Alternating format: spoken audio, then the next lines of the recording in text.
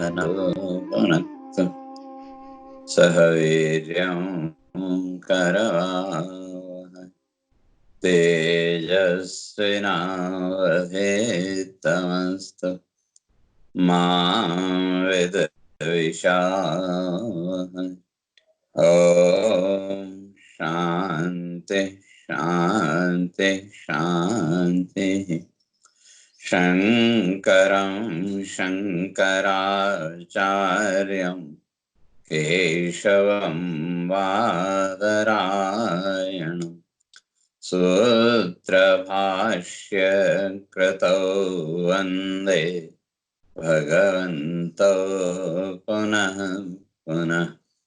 ईश्वरो गुरुरात्मेति मूर्तिभेदविभागिने व्योमवद्व्याप्तदेहाय दक्षिणामूर्तये नमः। ॐ शान्ति शान्ति शान्तिः।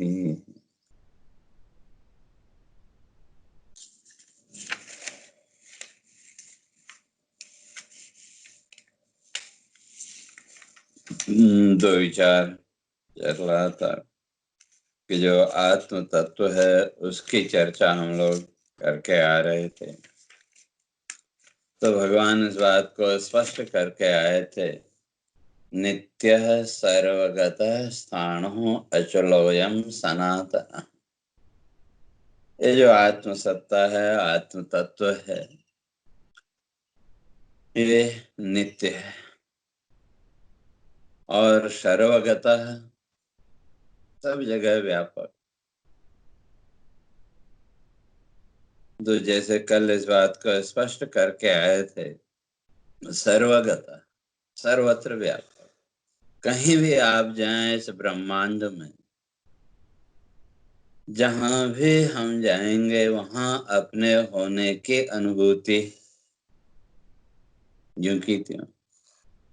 देश काल परिस्थितियां सब बदल गई, लेकिन जो स्वयं के अस्तित्व का भाव है, जो सेल्फ एग्जिस्टेंस की जो अनुभूति है, वो नहीं बदली, वो यूं के त्यों। तो वो जिससे वो अनुभूति हमको हो रही है,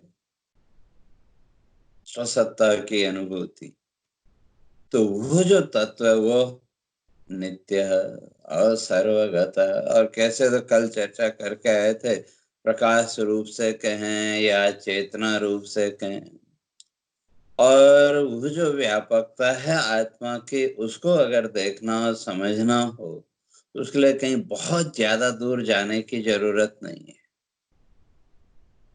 अपने ही शरीर को लें, इस शरीर में आप व्यापक हैं कि नहीं? पैर के नाखून से लेकर के सिर के बाल तक कोई भी आपको स्पर्श करे तो तुरंत उसकी अनुभूति होती है कि नहीं? और केवल बाहर ही नहीं, आपके इस शरीर के अंदर भी कहीं कोई पीड़ा हो, कहीं कोई विकृति आए, तो तुरंत उसका ज्ञान हो जाता है। तो ज्ञान कैसे हुआ? तो हम कहेंगे वे चेतना, लेकिन वो चेतना भी किसकी? हमारी ही है कि किसी और की है? तो जिस तरह से हम अपने इस शरीर में व्यापक चेतना रूप से, तो उसी तरह से वो जो आत्म सत्ता है, वो आत्म सत्ता भी इस संपूर्ण ब्रह्मांड में व्याप्त है। इसलिए नित्य सर्वगत स्थान अचलोयम सनातन, और वो जो है वो स्थिर है, उसमें किसी प्रकार की कोई क्रिया आदि नहीं है। और सनातन, सनातन, तो जो सनातन का अर्थ इटर्नल भी है, और सदैव आयतन, ये जो आत्म सत्ता है, स्वयं के होने की हमारी जो अनुभूति है, इस अनुभूति का जो आधार, तो वही परम सत्य है। जितने भी संसार में प्राणी हैं, हर एक को अपने होने का अनुभव है, तो इस संपूर्ण अनुभव का आधार वही परम सत्य है। तो वो जो परम सत्य रूप तत्व है, तो भगवान कहते हैं उसको जिस दिन जान लिया, तो उस दिन साधक इस संसार के जन्म मृत्यु सुख दुख आदि के बंधनों से मुक्त हो जाएगा। तो तब प्रश्न उठा, हुआ आत्मा जब व्यापक है, सर्वत्र है, तो फिर इसका दर्शन भी होना चाहिए, दिखना चाहिए, कोई न कोई रूप आकार होना चाहिए। तो उसी बात को भगवान यहाँ स्पष्ट करते हैं आगे कि अव्यक्तोऽयम् अचिन्त्योऽयम् अविकार्योऽयमुच्यते तस्मादेवं विदित्वेनं नानुशोचितुमर्हसि। भगवान कहते हैं अव्यक्तोऽयम्, ये जो तत्व है यह अव्यक्त है। अव्यक्त का अर्थ प्रकट होना, कोई रूप आदि में होना।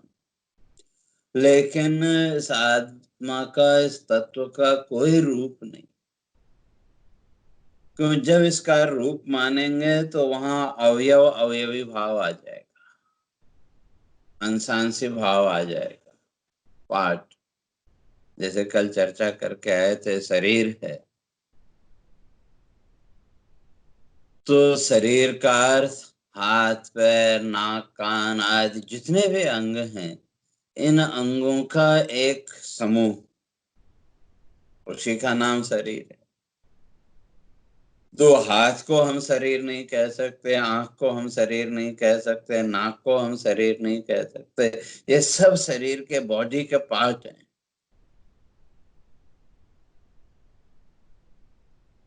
तो इन सारे पार्टों को जब मिला दिया तो उसको हमने कहा बॉडी। तो इस तरह से शरीर आदि की तरह से अगर वो तत्व दृश्य होगा, तो उसमें भी क्या हो जाएगा, शरीर आदि के गुणधर्म आ जाएंगे। तो इसलिए वो भी क्या हो जाएगा, विकार या नाशवान। लेकिन जो आत्म सत्ता है वो इन सब से परे है।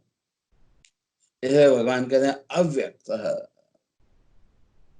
ये किसी रूप में प्रकट नहीं, लेकिन जितने भी रूप हैं सब रूप इसके हैं।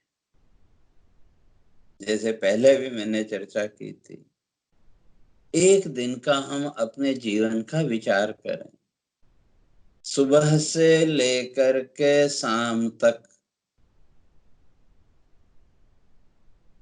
हमने स्वयं को कितने रूपों में देखा। बच्चे सामने आए तो हमने अपने आप को माता पिता के रूप में देखा, भाई बहन सामने आए तो हमने अपने को भाई बहन के रूप में देखा। अर्थात जीवन का जो व्यवहार, जो दृश्य हमारे सामने आता गया, उस दृश्य के अनुसार हम अपने को मानते चले गए, और उस समय हमने अपने स्वयं को उसी रूप में देखा। माता पिता भाई बहन आदि जो भी जीवन का व्यवहार है, उसी रूप में हमने अपने आप को देखा। और ये जितने भी रूप थे सब आपके ही हैं कि नहीं? पिता के रूप में भी आप, पुत्र के रूप में भी आप, माता बहन भाई जो भी, हर रूप में आप, और हर एक रूप आपका ही है। लेकिन जिस किसी भी रूप में हमने स्वयं को माना, जितने भी रूप हमने अपने देखे, थोड़ा सा विचार करके देखें तो इन रूपों में से कौन से रूप को सच्चा कहेंगे?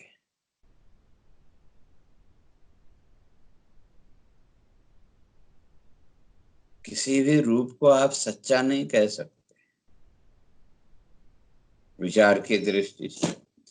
लेकिन कहीं न कहीं इन रूपों को हमने सच्चा मान लिया।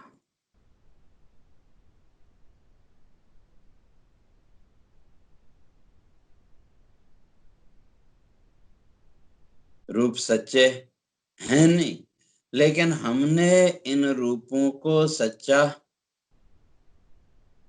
मान लिया।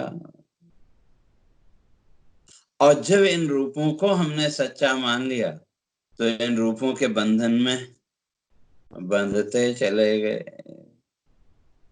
तो अब ये जितने भी आपके रूप हैं, जिस रूप में भी आपने स्वयं को माना कि मैं ये हूँ, मैं वो हूँ, जो भी जीवन का व्यवहार है, अब विचार करके देखें फिर आपका रूप कौन सा।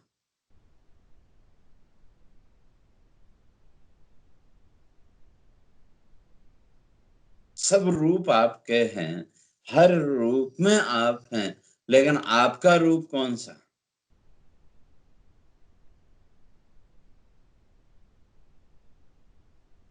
तो आपका कोई भी रूप, भाई यही मेरा रूप है, ऐसा हम नहीं कह सकते। तो ये जितने भी रूप हैं, जितने भी दृश्य हैं, ये सारे के सारे दृश्य, सारे के सारे रूप स्वयं को प्रकट करने के माध्यम, स्वयं को प्रकट करने के ये माध्यम हैं। तो इन माध्यमों के द्वारा हमने स्वयं को प्रकट करने की कोशिश की, लेकिन हमारा रूप कौन सा। कोई भी नहीं। तो इसलिए भगवान कहते हैं अव्यक्त। ये जितने भी दृश्य हैं, जितने इन दृश्यों के माध्यम से, इन रूपों के माध्यम से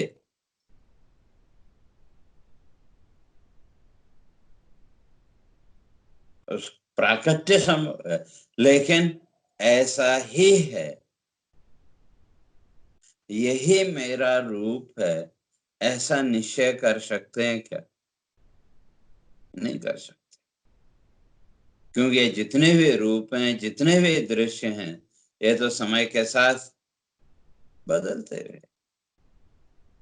क्यों बच्चे सामने आए तो माता पिता के रूप में हमने स्वयं को देखा, माता पिता सामने आए तो हमने स्वयं को पुत्र पुत्री के रूप में देखा। लेकिन किसी भी रूप को ये मेरा रूप है ऐसा निश्चय नहीं कर सकते। तो इसलिए भगवान कहते हैं अव्यक्त। ये जो तत्व है ये अव्यक्त है, अर्थात किसी एक रूप में नहीं, लेकिन हर रूप में वही है। किसी एक निश्चित रूप में है ऐसा नहीं कह सकते, लेकिन हर रूप में वही तत्व। जैसे सुबह से लेकर के शाम तक जितने भी रूप थे, हर रूप में हम ही हैं कि नहीं। जितने भी रूप हैं सुबह से लेकर के शाम तक, हर रूप में हम ही हैं। और हर रूप हमारा, लेकिन फिर भी यही मेरा रूप है, ऐसा ऐसा हम नहीं कह सकते। तो इसलिए भगवान कहते हैं अव्यक्त है। ये जो तत्व है ये अव्यक्त है, किसी एक रूप में हम इसको नहीं बांध सकते, ऐसा ही है ये नहीं कह सकते। और आगे कहते हैं अचिंत्य, अचिंतन। जो भी चिंतन है, जो भी विचार है, जो इंद्रिय विषय है, उस इंद्रिय विषय का तो चिंतन किया जा सकता है, लेकिन जो इंद्रिय का विषय ही नहीं है तो उसका कैसे चिंतन करेंगे। जो इंद्रियों का विषय ही नहीं है उसका चिंतन भी संभव नहीं है। तो इसलिए भगवान कहते हैं अचिंत्य। ये जो है ये अचिंतनीय है। अव्यक्तोयम अचिंत्योयम। तो जो भी जीवन का व्यवहार है, तो सारा का सारा व्यवहार इंद्रिय जन्य, इंद्रियों के द्वारा वो संभव। तो इसलिए अचिंत्य, अचिंतनीय।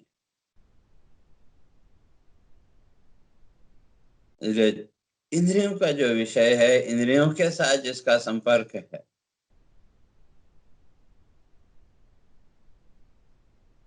क्यों जो भी दृश्य हमारे सामने आया, वो दृश्य कहीं न कहीं इंद्रिय का विषय है।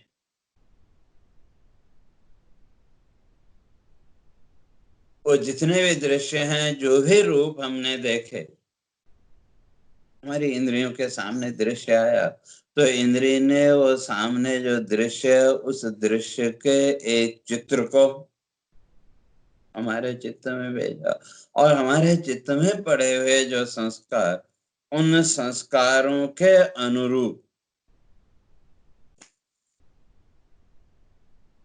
वो जो भी हमारी कल्पनाएं हैं, जो भी हमारे मन की वृत्तियां, उन वृत्तियों के अनुसार हम उसका चिंतन करने लगे।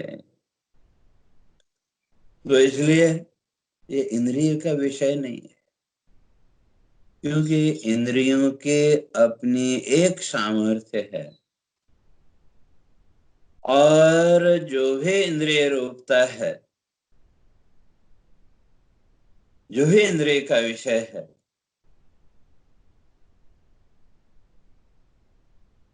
वो जो इंद्रिय हैं, तो उन इंद्रियों के द्वारा एक रूप का चिंतन, एक दृश्य हमारे सामने आया, तो उस दृश्य के अनुसार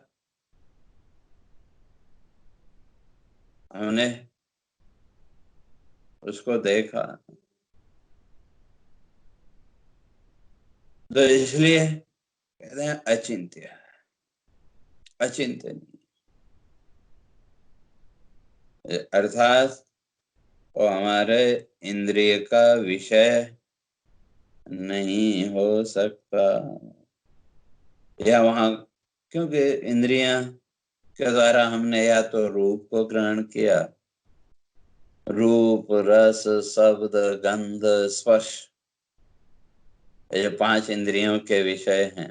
इंद्रियों के द्वारा इन 5 विषयों का हमने ग्रहण किया। रूप हमारे सामने आया तो उसके अनुसार चिंतन, शब्द सामने आया तो उसके अनुसार हमारा चिंतन, उसके अनुसार हमने एक चित्र अपनी कल्पना में बनाया। लेकिन जो स्वयं के होने का अनुभव है, जो स्वयं के सत्ता का अनुभव है, उसको ये इंद्रिय विषय के साथ नहीं जोड़ा जा सकता। वो इंद्रियों का विषय नहीं है, इसलिए अचिंत्य। और आगे कहते हैं अविकार्य, ये जो तत्व है वो अविकारी है। तो अविकारी अर्थात विकार से रहित। तो कारण स्थूल और सूक्ष्म किसी भी रूप में इसका कोई विकार नहीं हो सकता। अविकार, स्थूल सूक्ष्म जो कार्य हैं, कोई कार्य रूप में इसका दर्शन नहीं हो सकता।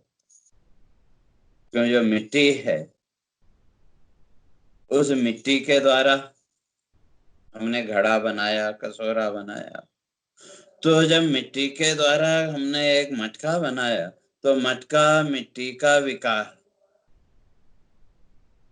तो मिट्टी का विकार हो गया, वो दृश्य हो गया।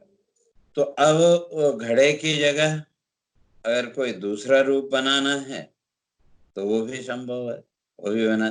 तो ये जो भी दृश्य हैं, जो भी रूप हैं, वो किसी न किसी वस्तु का विकार। और अगर शरीर की बात करें, तो ये शरीर इन 5 भूतों का विकार, पृथ्वी, जल, तेज, वायु और आकाश, इन 5 भूतों का विकार हमारा शरीर। तो इसी तरह से संसार के जितने भी दृश्य हैं, हर दृश्य किसी किसी वस्तु का विकार। लेकिन जो आत्मा है, जो स्वसत्ता की अनुभूति है, स्वयं के होने की जो अनुभूति है, उसमें तो किसी प्रकार का कोई विकार संभव ही नहीं है। इसलिए अविकार है वो। जो आत्म सत्ता है वो अविकारी, अर्थात वहां कोई नाम रूप आदि कारण है ही नहीं। और ये जितना भी विकार है संसार का, ये प्रकृति के 3 गुणों के द्वारा, सत्व रज और तम, ये 3 प्रकृति के जो गुण हैं। तो सारा संसार त्रिगुणात्मक है, सारे दृश्य त्रिगुणात्मक। सत्वगुण, रजोगुण और तमोगुण, इन 3 गुणों के द्वारा ये सारा जगत का निर्माण। और नई वस्तु कुछ नहीं है, केवल इन 3 गुणों का विकार मात्र। जैसे 3 केमिकल आप लें, कोई भी 3 केमिकल आपने लिए और उन तीनों केमिकल्स को एक निश्चित मात्रा में आपने मिक्स किया, तो इन तीनों केमिकल्स को मिक्स करने से क्या हुआ? एक नया केमिकल बन गया। वही कहेंगे कि ये नया केमिकल बन गया। लेकिन वो जो नया केमिकल है, वो नया केमिकल क्या है? इन तीनों के विकार के अतिरिक्त और क्या है? और हर बार आप उस केमिकल की मात्रा को बदलते जाएं, उसकी मात्रा को आप चेंज करते गए, तो हर बार एक नया रूप आपके सामने आया कि नहीं? दिखने में वो एक नया रूप है, दिखने में एक नई वस्तु हमको दिख रही है, लेकिन इन 3 केमिकल के अतिरिक्त और क्या है? इन 3 केमिकल के अतिरिक्त और कुछ नहीं है। तो इसी तरह से ये सारे संसार के दृश्य, सारा संसार का दृश्य प्रपंच इन 3 गुणों के विकार के अतिरिक्त और कुछ नहीं है। ये 3 गुणों का विकार है। लेकिन जो आत्मा है, जो इन विकारों का जो साक्षी है, जो इसको देखने वाला है, वो अविकार्य हो। वो अविकारी है, उसमें किसी प्रकार की कोई विकृति संभव है ही नहीं। लेकिन ये सारे परिवर्तन बचपन से लेकर के आज तक जीवन में कहें या इस शरीर में कहें, तो जितने भी परिवर्तन हुए, उन सारे परिवर्तनों का साक्षी कौन? कहना पड़ेगा मैं। तो सारे परिवर्तन हमने देखे, सारे विकार हमने देखे, लेकिन इनका जो साक्षी था, इनका जो विटनेस मैं था, उस मैं की स्थिति में कोई अंतर नहीं आया। तो इसलिए भगवान कहते हैं ये जो आत्मसत्ता है, अब आत्म सत्ता के रूप में चाहे उस परम आत्मा को स्वीकार करें या स्वयं की सत्ता को स्वीकार करें, बात एक ही है। तो कहते हैं वो जो सत्ता है वो अव्यक्त, अचिंत्य, अविकारी है। इसलिए तस्माद एनम विदित्वेन, इसलिए एवं इस प्रकार से इस आत्मा के स्वरूप को, स्वयं के स्वरूप को जिस साधक ने जब जान लिया, नानुशोचितुम अर्हसि, फिर वो संसार की चिंताओं से मुक्त हो जाएगा। जो साधक ने जब इस प्रकार जान लिया, तो वो इस संसार की सारी जन्म मृत्यु सुख दुख आदि की जितनी भी चिंताएं, उन सारी चिंताओं से वो मुक्त हो गया। और अर्जुन को भी संबोधित कर रहे हैं कि नानुशोचितुम अर्हसि, तुम्हारा इनके लिए शोक करना, ये चिंता करना कि वे युद्ध होगा तो ये सब मारे जाएंगे, सब मारे जाएंगे तो फिर क्या होगा, भगवान कहते हैं ये तुम्हारा शोक का विषय नहीं है। क्यों, जो आत्म सत्ता है, जो आत्म तत्व है, वो आत्म तत्व तो नित्य है, उसमें तो किसी प्रकार की कोई विक्रिया संभव नहीं है। और अगर इस आत्म सत्ता को मरने मारने वाला भी अगर मानते हो, तब भी भगवान कहते हैं तब भी चिंता करने की कोई जरूरत नहीं। क्योंकि जो अवश्यम भाविता है, अगर मानते हैं कि भाई मैं मर जाऊंगा, ये हो जाएगा, वो हो जाएगा, जो भी संसार की हमारी मान्यताएं हैं, अगर मृत्यु आदि को या आत्मा की मृत्यु को भाई ये मर जाएगा, ये उसको मारेगा इत्यादि, ये भी अगर मानते हैं, तो भगवान कहते हैं तब भी चिंता करने की जरूरत नहीं है। क्योंकि ये तो प्रकृति का नियम है, इसके लिए तुम चिंता करोगे तो भी कुछ नहीं होने वाला, नहीं करोगे तो भी कुछ नहीं होने वाला। क्यों, अगर मृत्यु को सत्य मानते हो तो एक न एक दिन तो जब समय आएगा, उस समय के साथ मृत्यु तो आनी है। अब चाहे वो आ जाए या वर्षों बाद आए, तो दोनों ही अवस्थाओं में तो भगवान इस बात को स्पष्ट करें, जो साधक, जिस साधक ने आत्मा की नित्यता को जान लिया, आत्मा की नित्यता को, आत्मा की व्यापकता को जिसने जान लिया, तो वो इस संसार के शोक मोह के बंधन से ऊपर उठ जाएगा। और अगर वहां तक दृष्टि नहीं गई, अथ चैनम नित्य जातम नित्यम वा मन्यसे मृतम तथापि तुम महाबाहो नैवं शोचितुम अर्हसि। कहते हैं अथ चैनम नित्य जातम, अगर तुम जन्म और मृत्यु इसकी मानते हो, अगर तुम जन्म मृत्यु को भी अगर सत्य मानते हो, तो कहते हैं तब भी तो शोक का कारण कुछ दिख बनता नहीं है। क्यों, कि जब वो जन्म मृत्यु का क्रम नित्य है, इस प्रकृति का नियम है, तो उस नियम को आप बदल सकते हैं क्या? लेकिन मनुष्य की विडंबना यही है, हम सब जानते हैं जो प्रकृति की व्यवस्था है, जो प्रकृति का जो नियम है, हम उसको नहीं बदल सकते, हम जानते हैं। लेकिन पूरे जीवन की कोशिश क्या रही, कहीं न कहीं उस प्रकृति की व्यवस्था को बदलने की कोशिश में ही मनुष्य लगा रहा पूरा जीवन। बहुत ज्यादा दूर जाने की जरूरत नहीं, हम अपने ही शरीर को लें, हम सब जानते हैं कि समय के साथ, एज के साथ शरीर में परिवर्तन आएंगे, हम सब जानते हैं। ठीक है, जब तक शरीर चल रहा है, युवावस्था आदि है, तब तक तो ठीक है। लेकिन जब वृद्धावस्था आने लगी, बुढ़ापा आने लगा, तब हमको पता है कि वो होगा, परिवर्तन होगा। हमारी लाख कोशिशों के बाद भी उस अवस्थागत परिवर्तन को हम नहीं रोक सकते। क्या बोलते हैं आजकल, एज फैक्टर। कभी कोई वृद्ध आदमी बीमार हो गया, आप डॉक्टर के पास ले गए, भाई डॉक्टर ने चेकअप किया, भाई सब चीजें ठीक है, नॉर्मल हैं, तो फिर क्यों बीमारी है, भाई क्यों दुखी है, तो क्या बोलते हैं, एज फैक्टर।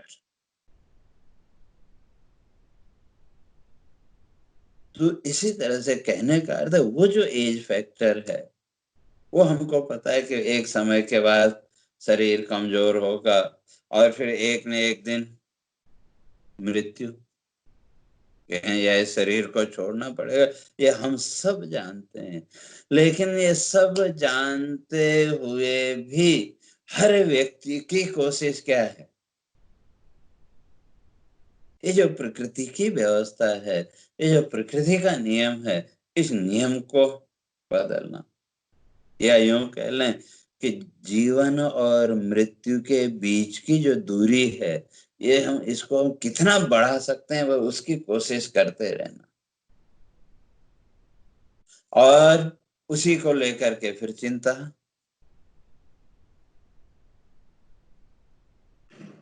हम ये नहीं कर पाए, हम वो नहीं कर पाए, ऐसा करते तो शायद अमुक व्यक्ति बच जाता, ऐसा करते तो वो बच जाता। तो फिर वही चिंता में आदमी वो डूबा रहता है। तो जो अवश्यम भाविता है, जो प्रकृति का नियम है, अगर जन्म मृत्यु तुम मानते भी हो, तब भी भगवान कहते हैं तब भी तुमको इसकी चिंता करने की जरूरत नहीं है। क्यों? ये तो प्रकृति की जो व्यवस्था है, प्रकृति का जो नियम है, उसके अनुसार ये होगा। और चिंता करके भी आप इसको रोक नहीं सकते। अर्थात दोनों ही अवस्थाओं में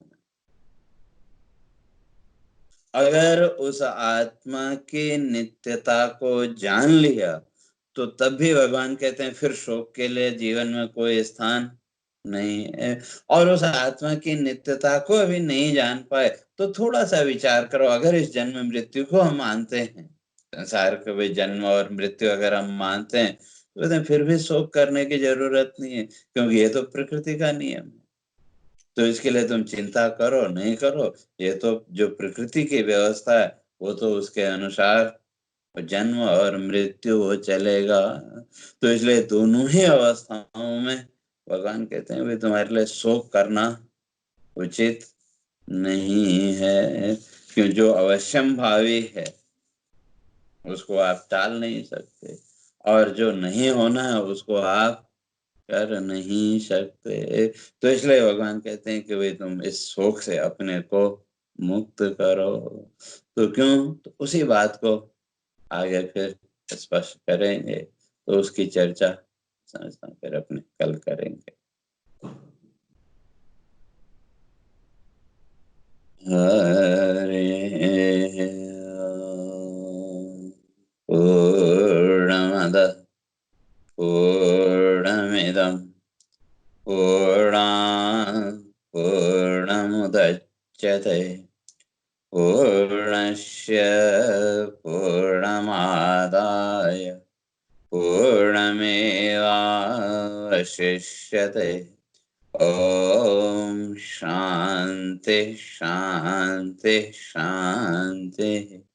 शङ्करं शङ्कराचार्यं केशवं बादरायणं सूत्रभाष्य कृतौ वन्दे भगवन्तौ पुनः पुनः। ईश्वरो गुरुरात्मेति मूर्तिभेदविभागिने व्योमवद्व्याप्तदेहाय दक्षिणामूर्तये नमः। ॐ शान्ति शान्ति शान्तिः।